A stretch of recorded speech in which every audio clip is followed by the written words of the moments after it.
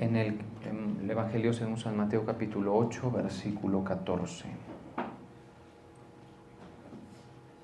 Vino Jesús a la casa de Pedro y vio a la suegra de éste postrada en cama con fiebre y tocó su mano y la fiebre la dejó y ella se levantó y les servía.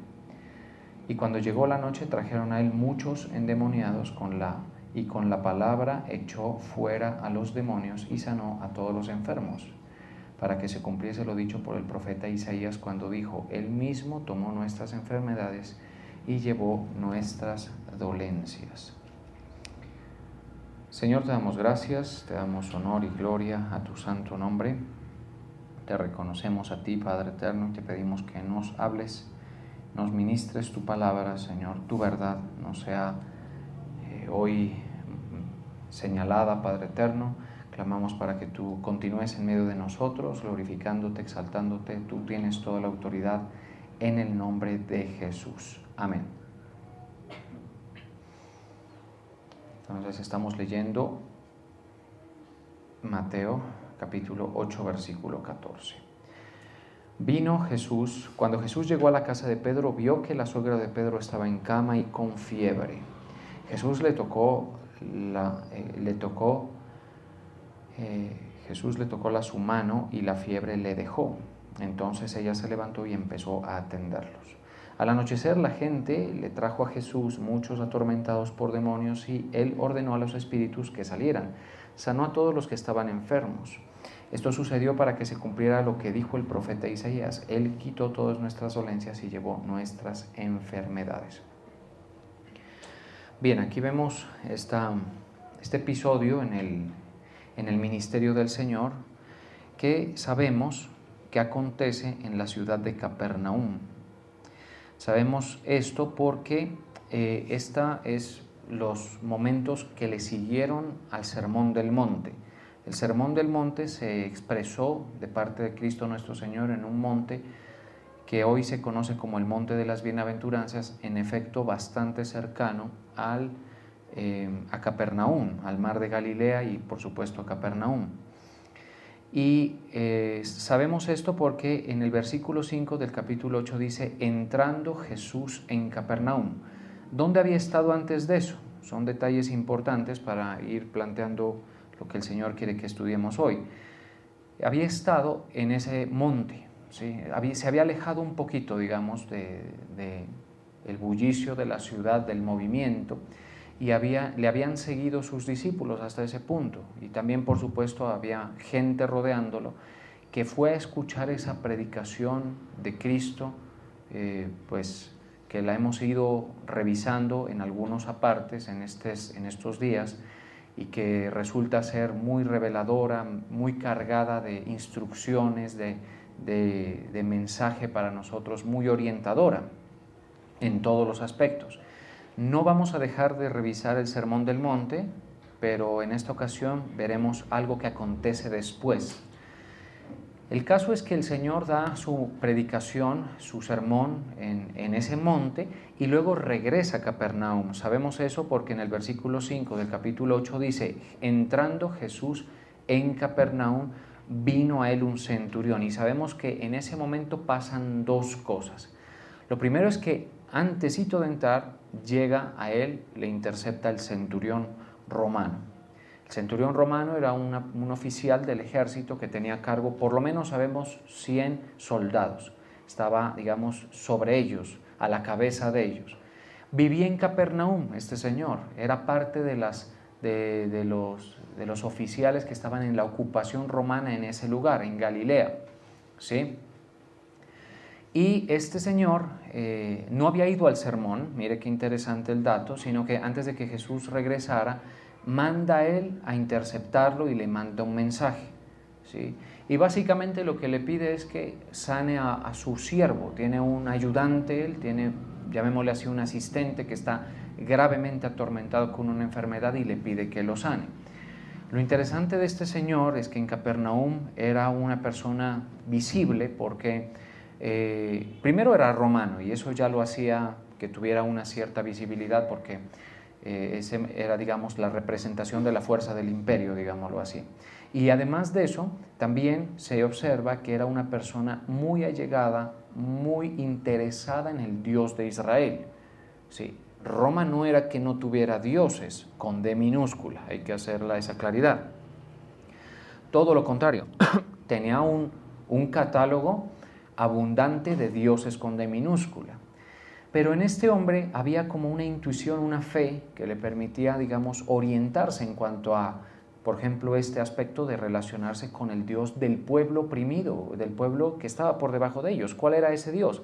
El Dios de Israel, el Dios de esa nación que le pagaba impuestos a Roma, esa nación que no tenía la fuerza para resistir el imperio, ¿sí? Él era un ocupante, él estaba encargado del orden en favor de los intereses de Roma.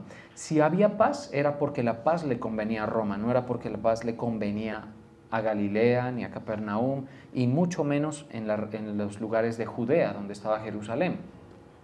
Si había paz, era porque por fuerza los soldados ejercían un control máximo sobre la seguridad para mantener, digamos, a todas esas naciones sometidas y, pues, por supuesto, produciendo todo lo posible para todas las campañas que Roma tenía por delante y ya había alcanzado hasta ese momento. Entonces era visible por eso, pero era visible, como les comento, porque a pesar de tener esa condición, él se había acercado con interés a las cosas de Dios. ¿Dónde se acercaban con interés a las cosas de Dios la gente de esa época? Hay que mencionar dos lugares importantes. El primero y más importante, el Templo de Jerusalén, por supuesto. Es decir, el Templo de Jerusalén era un lugar de una gloria y un esplendor grandísimo.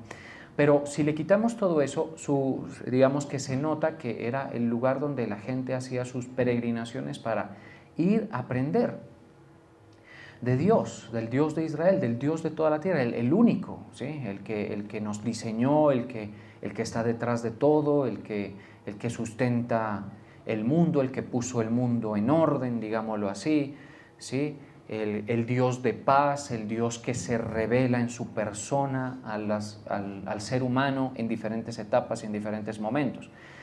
En parte sabemos esto ocurría de una forma muy digamos, consistente en los tiempos de Jesús, y porque hay una profecía en el Antiguo Testamento que advierte que 10 gentiles tomarán el manto de un judío y le dirán: vamos, yo te sigo, muéstranos, enséñame, porque yo sé, yo conozco que Dios está contigo, diciéndole al judío.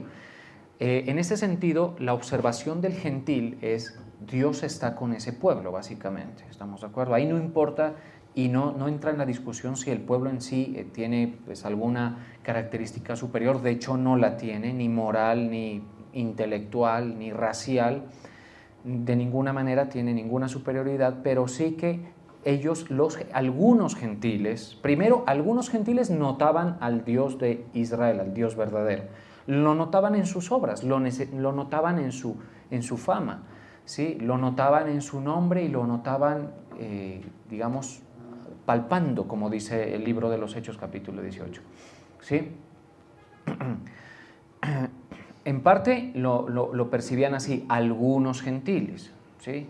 Y me parece importante insistir que no era porque no tuvieran una oferta cultural o ritual, una oferta, digámoslo así, de una espiritualidad en cada una de sus naciones. Sí la tenían, los romanos tenían, ¿sí?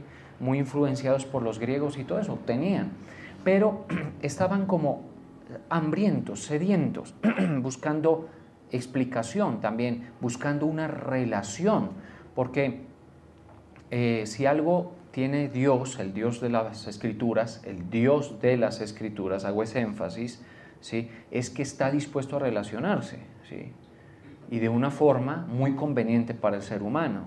Ya depende del hombre que entienda eso y que responda al llamado y que responda a la invitación de relacionarse con Él, el Dios de las Escrituras. Lo que sí es que Él se revela en las Escrituras, es decir, uno no puede creer que se está relacionando con el Dios verdadero si no se está relacionando en la revelación de las Escrituras, ¿sí? Eso sí me parece importante.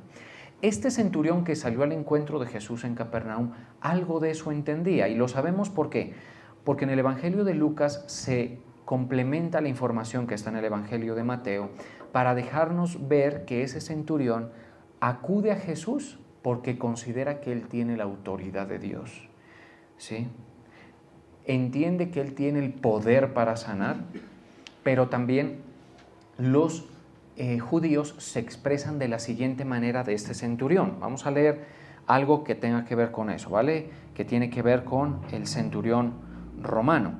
Entonces, eso lo encontramos en Lucas capítulo 7, versículo 1. Después que hubo terminado todas sus palabras, eso es en el Sermón del Monte, entró en Capernaum, al pueblo que le oía. Estamos en Lucas 7, 1. Entró en Capernaum, y el siervo de un centurión a quien él quería mucho estaba enfermo y a punto de morir. Cuando el centurión oyó hablar de Jesús, le envió unos ancianos de los judíos, mire, rogándole que viniese y sanase a su siervo. ¿Sí? Y ellos vinieron a Jesús y le rogaron con solicitud, es decir, ¿qué significa? Con diligencia, como con interés, como con, digámoslo así, con empatía por el caso del centurión, ¿sí? Dice, y le rogaron con solicitud, diciéndole, es digno que le concedas esto, es digno, ¿sí? Ahora, llama la atención que quienes lo dicen son los judíos, que tenían, digamos, los judíos, cayeron en un exceso, y era ver a los gentiles de una forma muy despreciativa, digámoslo así. En este caso, ahí había cambiado un poco la cosa porque este centurión se había hecho respetar, digamos, por los judíos. ¿Sí?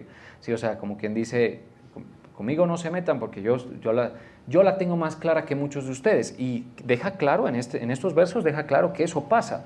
Mira lo que pasa.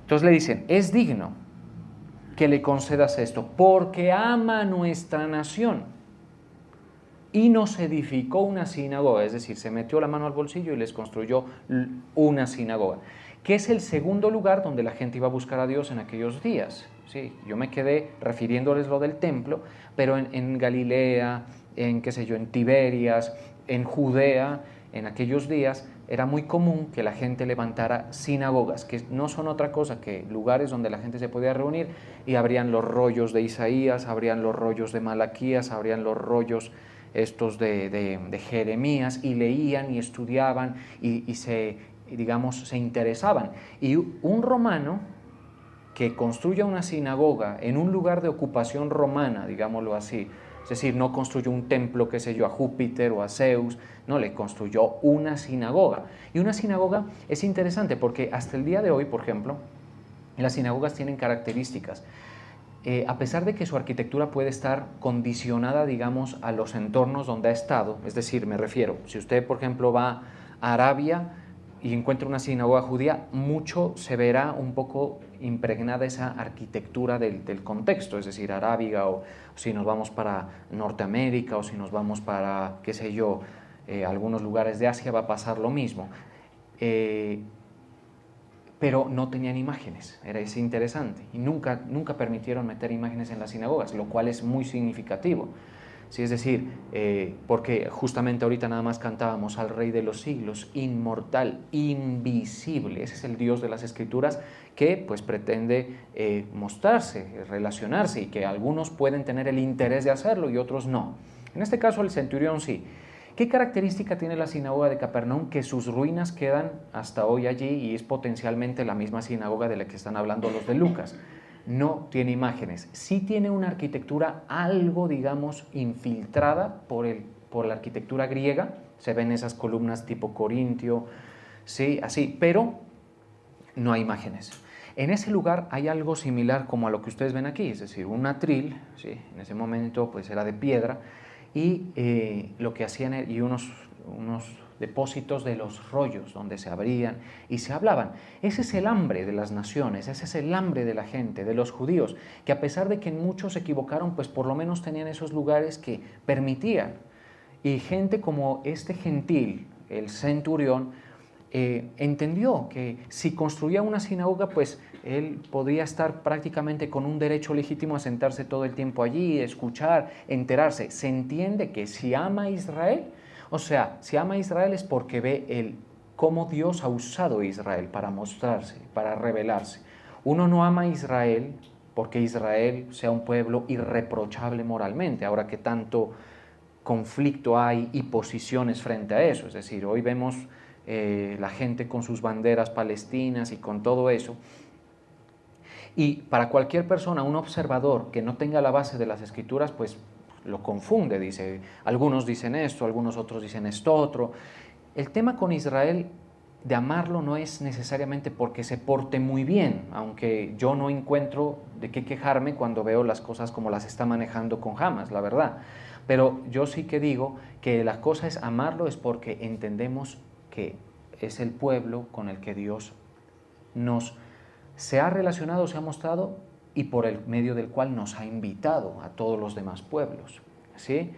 Es un pueblo que se encuentra, digamos, en el corazón de Dios, en un lugar especial. Ahora, cualquiera preguntará por qué. En realidad, Israel viene siendo el nombre de la tercera generación de los patriarcas, es decir, Jacob.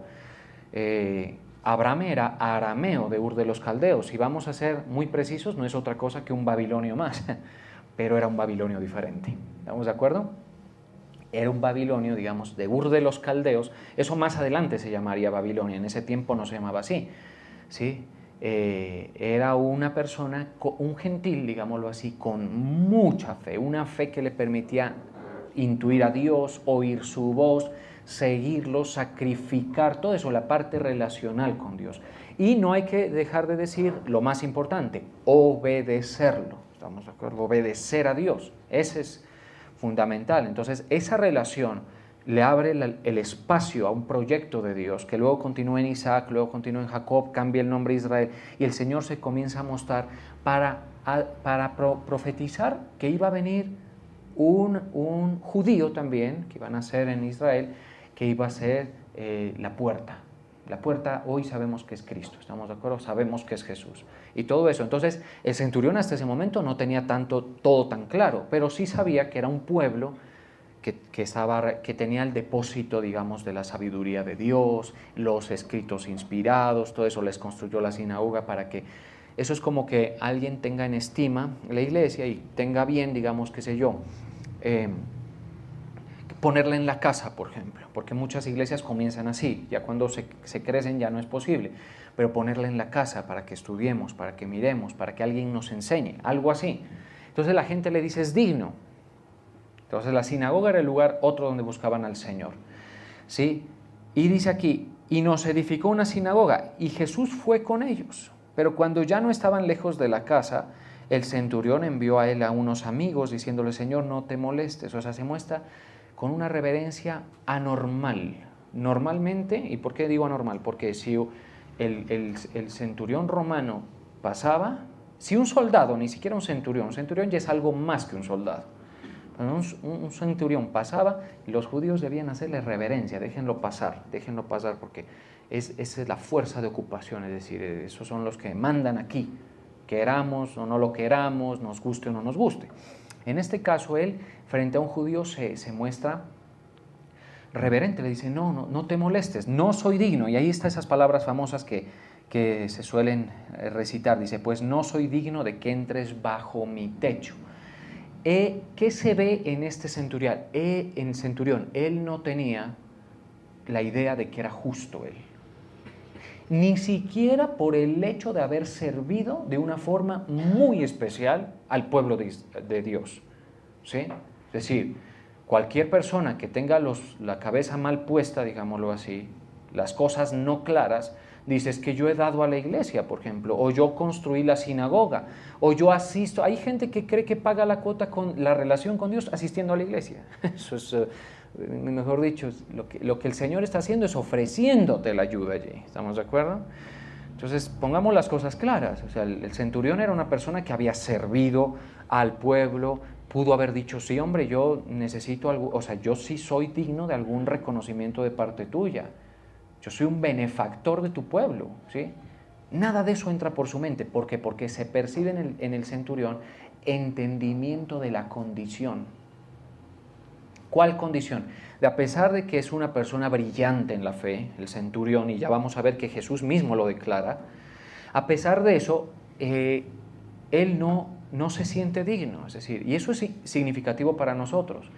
Nosotros, si tenemos hambre de Dios, si identificamos el lugar donde aprendemos de Él y concurrimos y nos involucramos con lo que acabé de decir, por ejemplo, que les agradecí por todo lo que se involucraron, eso no nos hace dignos de favores de Dios, eso no nos hace dignos de esperar que las cosas nos salgan bien. No, la relación con Dios se basa en el precepto, y esto es importante, de que yo no merezco su favor porque yo soy un malhechor de acuerdo a su ley. Yo soy un pecador, ¿sí? Asunto que persiste en la revelación bíblica mostrándonos esa condición. A eso se refiere este Señor cuando dice, yo no soy digno. ¿Sí? Si usted, por ejemplo, y aquí ya declaro algo que puede ser de utilidad para ustedes. Si alguno de nosotros nos relacionamos con Dios pensando que somos dignos de algo, no deberíamos cuestionar por qué a veces Dios no se abre más, ¿sí? A pesar de que Él no es que se abra más que nosotros, Él nos llamó, Él está más abierto que todos, pero a veces la gente nos le plantamos en una posición que Él no acepta, la dignidad humana, Él no acepta eso. ¿Por qué? Porque Él dice, el pecado yo ya lo miré, la mentira yo ya la evalué, yo ya miré el pecado, ya miré la deshonra, ya miré el pecado sexual, si lo hay, ya miré esto, y lo ven todos en diferentes formas y posibilidades, pero lo ven. ¿Estamos de acuerdo? Ahí está el centurión, que es una persona con hambre, que seguramente se asistía a la sinagoga y tenía un puesto que mostraba interés y tenía hambre, y él entendía que no tenía una dignidad moral, ni espiritual, ni de justicia delante de Dios. Eso es fundamental para nosotros, ¿sí? Porque si uno cree que la religión lo hace justo, ahí es donde está el mundo patinando con el Señor. Y por eso es que dicen unos, esta religión o esta otra. No, aquí el tema es la puerta. La puerta es Cristo, Él es nuestro Redentor, pero si creemos que Él pagó por algo que nosotros debemos. ¿Qué debemos nosotros? Nuestras obras malas, nuestros pecados, por cuanto todos pecaron y están destituidos de la gloria de Dios, dice la palabra del Señor. Y eso me parece a mí fundamental, porque si esa parte no está bien, entonces luego vemos gente que a Dios lo usa como como una garrocha para saltar obstáculos, lo utilizan como para tratar de sustentarse la razón. Por ejemplo, hay gente que dice, a la gente dicen, quiero que esto me sirva para justificarme en algunas cosas, lo que escuché del pastor, lo que escuché de... Y eso es un desacierto total. No lo vemos en el centurión. ¿Estamos de acuerdo? Mire, porque ama a nuestra nación. Y Jesús fue con ellos, pero cuando ya no estaba lejos de la casa, el centurión envió a él unos mensajeros diciéndole, Señor, no te molestes, pues no soy digno de que entres bajo mi techo.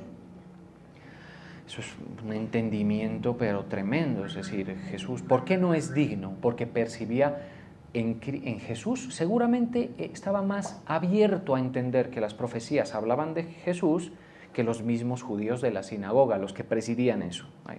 ¿Eso es por qué? Por la apertura, por la humildad, por unas características de fe que hay en él, que nos son útiles para aprenderlas. Mire, por lo que ni aún me tuve por digno de venir a ti, pero di la palabra y mi siervo será sano. Entendía algo que mucha gente no alcanzamos a notar, y es que hay una autoridad de Dios que hay que discernir en el mundo. Hay autoridad de Dios, ¿sí? En este caso, la autoridad de Dios estaba en Jesús.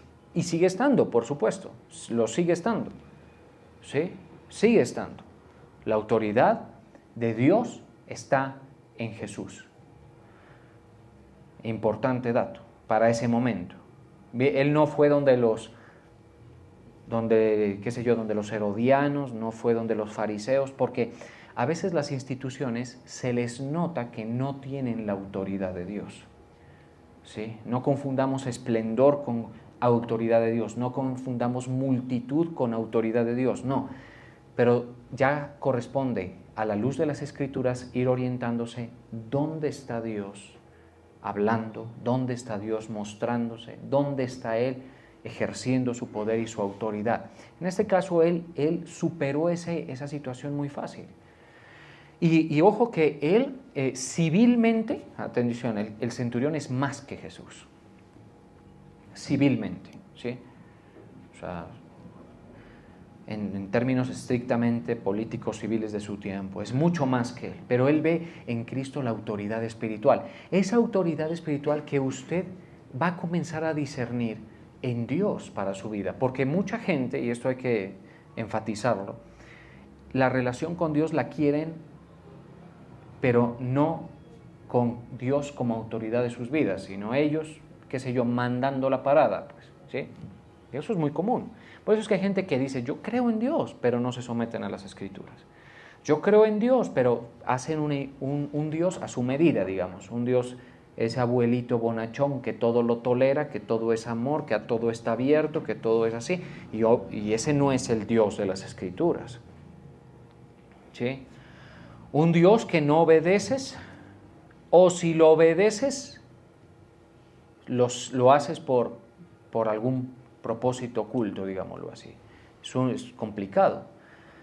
En realidad muchos de nosotros, y yo también me incluyo, digamos, en el tiempo de nuestra ignorancia estábamos así. Y cuesta mucho desprender esa forma de llegarle a Dios. Cuesta mucho, ¿sí? La gente se cree digna una cosa, cree que le puede hablar de tú a tú al Señor, y no. Y parecen reflexiones infantiles, pero no, porque es la parte relacional. Sí, es la parte, uno lo mira, la parte relacional. Algunos hasta con pretendidas razones se enojan con Dios. Hay gente que dice, me enojé con Dios porque enfermó mi hijo, me enojé con Dios porque perdí el trabajo, me enojé con Dios porque qué sé yo. Yo les digo, yo también me enojé alguna vez con Dios. Me acuerdo que alguna situación miré que no me gustó nada, no tenía que ver conmigo, pero en el mundo la miré y me enojé. Y el Señor pacientemente, menos mal Él es paciente, sí, bendito sea su nombre, Él es paciente, sí, porque en ese tiempo, y yo ya estando en esta labor, yo era como que decía, pero es que no entiendo esto, ¿por qué tienes? Y tú puedes impedir eso y no lo impides, ¿y por qué?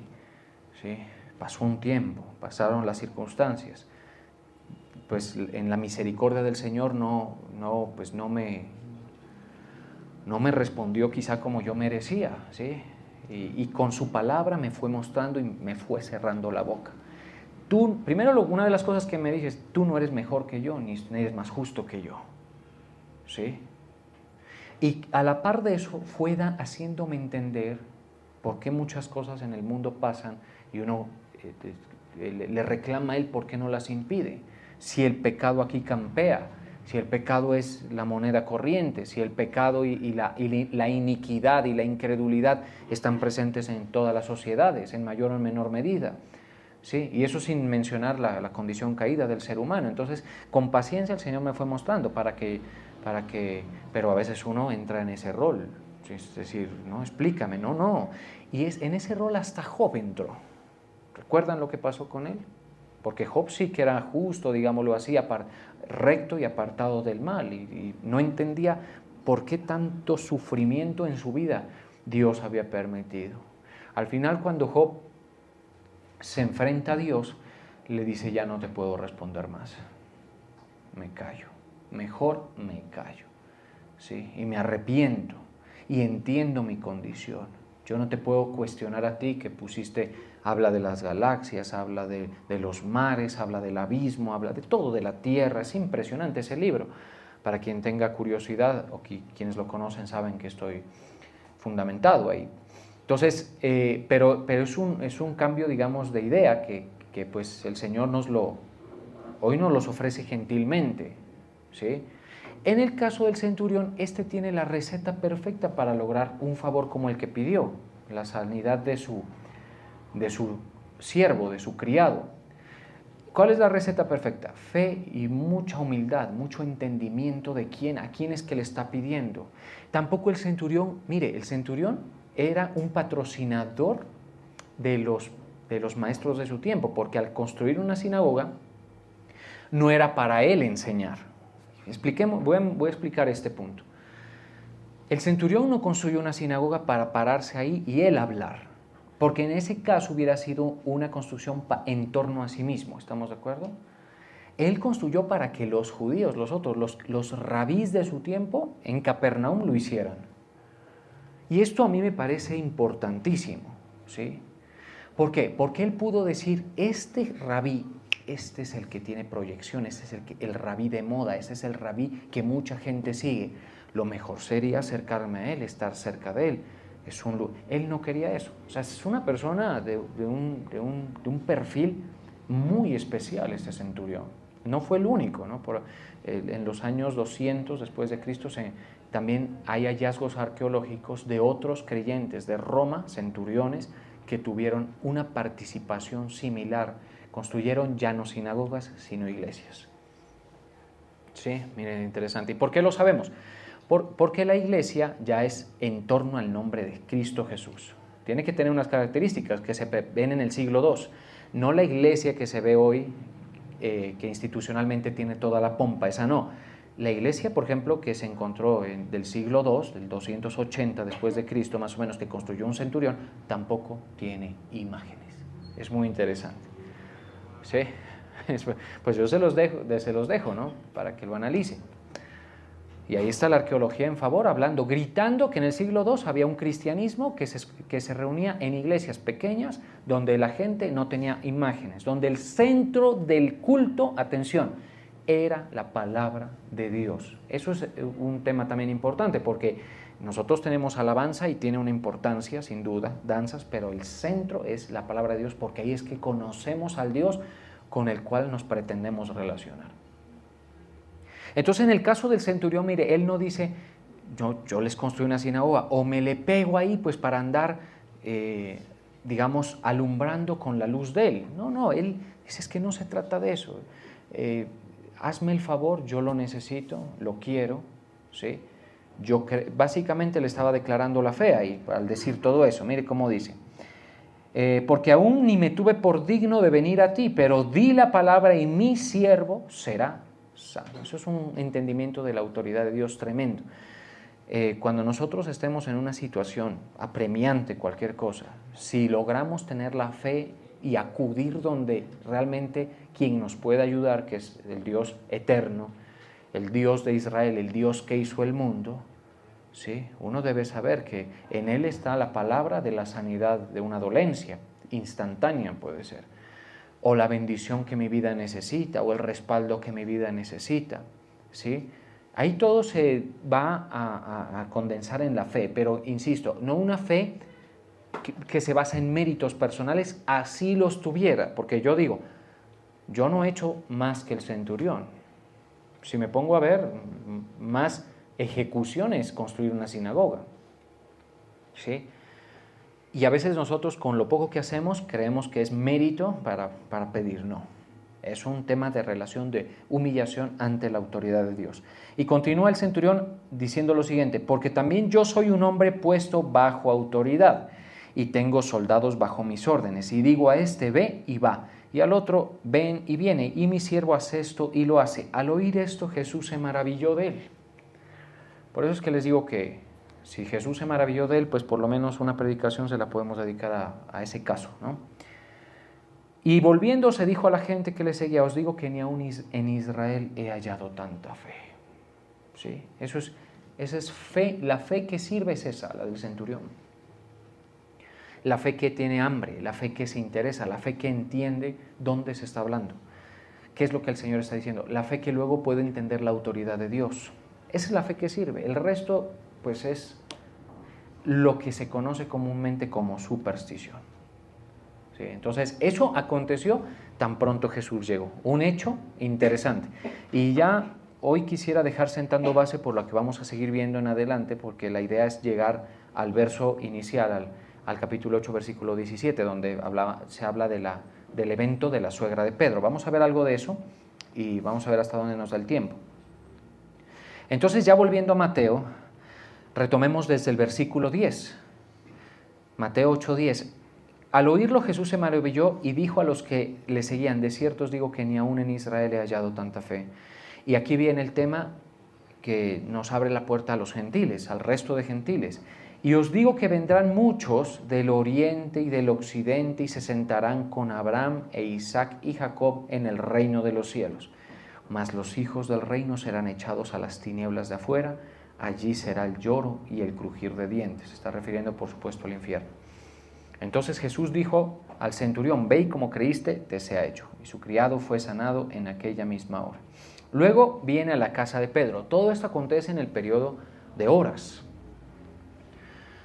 Podemos pensar que hablamos de el primer tramo de la jornada. Hasta el mediodía ya había acontecido todo esto, lo del centurión. Llega a la casa de Pedro. El Señor Jesús llega donde está la casa de Pedro y ahí está su suegra enferma. Y pasa algo similar, pero ya en este caso Él, en su misericordia, sana a la suegra de Pedro. Y dice que la fiebre le dejó y ella se levantó, y cuando llegó la noche trajeron a él muchos endemoniados. Entonces comenzó a pasar algo, es decir, en el transcurso del día de lo que él baja del monte, ya estaba sanado el criado, ya estaba sanada la suegra de Pedro, y ya estaba sanada, y ya comenzaba la gente a acudir a él para ser sanados. Pero ojo esto, ninguna de esas personas había escuchado el sermón del monte. Sí, sino solo sus discípulos. Y esto va a tener una trascendencia importante cuando lleguemos a ese estudio. Ninguno de ellos había escuchado el sermón del monte. Todos comenzaron a reaccionar.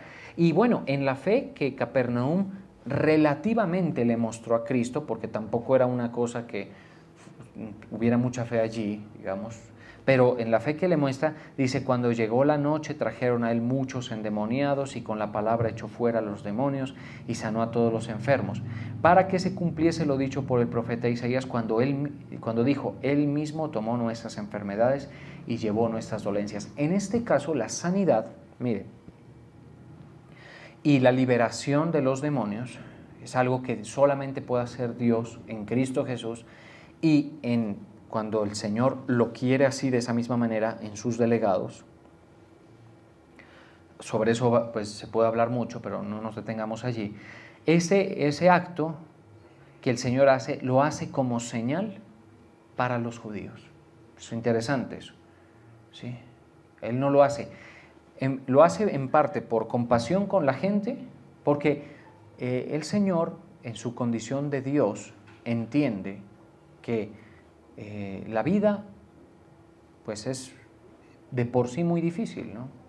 Una enfermedad la agrava aún más. Y no nos quedemos allí, una condición de ser atormentado por los demonios aún más. Él entiende eso. Y ahí también nos está hablando, es decir, Él ve las circunstancias, Él ve el dolor. ¿Por qué entonces uno ve a veces que el Señor permite o pasan cosas? Entonces uno va ahí atando cabos. Mire, en este mundo solamente verá las obras de Dios cuando la base de la relación es la fe y la apertura humilde hacia el Señor y la recepción de su mensaje, ¿sí? Y el entendimiento de su propósito. Eso es fundamental, ¿sí? Esta gente buscaba al Señor por los milagros, por las necesidades. Luego el Señor iba a reclamarles eso, ¿sí? Y se los voy a demostrar, como lo dice el versículo 18, ya para ir buscando el final, del capítulo 8 de Mateo. Mire, ya les llegaron todos ellos y Él los sanó. Y cualquiera que ve esto dice: pero qué bien, como quien dice, se le llenó la casa, ¿sí? O mucha gente. Y algunos confunden que ese es el objetivo del cristianismo. El cristianismo el objetivo no es llegar a las masas, ¿sí? Simplemente por llegar, no. Hoy vemos, por ejemplo, que hay iglesias que tienen esta idea, yo considero errónea, de usar marketing para la iglesia. Es un error, porque así no funciona. ¿Estamos de acuerdo? Mire lo que hace Jesús cuando se ve rodeado de mucha gente. En el versículo 18 dice: viéndose Jesús rodeado de mucha gente, mandó pasar al otro lado. ¿A quiénes? A sus discípulos. Les dijo, vamos, nos vamos de aquí. ¿Sí? Nos vamos de aquí. Y uno dice, ¿y por qué esa actitud? ¿Por qué no sigue ahí? Porque el tema es, el ministerio de Jesús es de enseñanza centralmente. Centralmente es de eso. ¿Sí? En ese momento comenzaba ya a perder, digamos, la efectividad, si se quiere. Y hay que decirlo así. Porque cuando analizamos, por ejemplo, la parábola de los leprosos, que fueron sanados 10 y que solo volvió uno, ¿recuerdan? Uno se da cuenta que efectivo, o sea, para salvación, la sanidad fue efectiva para solamente ¿cuántos? Entonces ahí vemos, si tomamos eso como una proporción, diríamos que es un 10% nomás. ¿Sí? La señal efectiva para salvación es para un 10%, para ese 10% que vuelve, ese 10% que busca, que tiene hambre. Ese 10% que podemos decir será uno como el centurión. ¿Sí? Y el Señor no se muestra como dejándose ovacionar, ni que, digamos, se genere un revuelo alrededor de su persona innecesario. No, Él se enfoca en que lo entiendan, que entiendan quién es Él. Y se los demuestro con los versos que siguen. Y vino un escriba, dijo que nos vamos para el otro lado. Eso ya es en la noche, es decir, todo eso que leímos es, bajó del monte, sanó al criado, luego pasó por la casa de Pedro, ahí sanó y le cayó mucha gente, y ahí decide irse. Y vino un escriba y le dijo, Maestro, te seguiré a donde quiera que vayas. Jesús le dijo, las zorras tienen guaridas y las aves tienen del cielo nidos, mas el Hijo del Hombre no tiene donde recostar su cabeza. Otro de sus discípulos le dijo, Señor, permíteme que vaya primero y entierre a mi Padre. Jesús, se iba, como que dice, espérame, resuelvo este tema aquí, que está en la sala de velación y hago el tema y vuelvo. Jesús le dijo, sígueme y deja que los muertos entierren a sus muertos. Es decir, Él ponía a la gente, digamos, a demostrar interés por su mensaje. Eso es lo que yo veo ahí. Es decir, porque si yo quiero hacer simplemente un show, pues ahí tiene toda la plataforma ya, ahí la tiene. Pero él dice, no, sígueme. Y solo la gente que se interese realmente en seguir a Cristo, ¿sí?, es la gente para quien la obra de Cristo es efectiva, en el sentido más importante para el ser humano. La obra de Cristo es efectiva para el ser humano en su sentido más importante cuando el alma del hombre es redimida por la obra de Cristo. Eso es. ¿Sí? Ahí. Luego, si el Señor nos sana, nos ayuda, nos bendice, como puede ser algo que se pueda ver en la iglesia, nos restaura, todo eso es posible, claro, Él tiene el poder. Por ejemplo, Él tiene el poder para mediar entre un conflicto de razones, por ejemplo. Él tiene el poder para sanar todo eso, pero en sí mismo, la obra efectiva se recibe en Cristo Jesús cuando el alma del hombre recibe salvación, cuando recibe salvación del infierno, de la condenación, allí. Cuando nosotros analizamos todo este comportamiento de Cristo, uno le despierta preguntas, por lo menos, dice, o sea, ¿por qué no se queda? Es decir, ahí está, ya tiene la gente, digamos, para su movimiento, no, este movimiento no el Señor nunca lo hizo con base en las señales y tampoco lo centró en eso. Este movimiento, y con esto cierro, el Señor lo creó y lo estableció para darle verdad a la gente, ¿sí?, en su persona, en sus palabras. Por eso Él dijo, yo soy el camino, la verdad y la vida. Las señales apuntan a Jesús. Las señales apuntan a su iglesia, las señales apuntan a su palabra, pero no son las señales las que debe seguir la persona. Las que debe seguir la persona es la verdad que el Señor ofrece. Vamos a orar.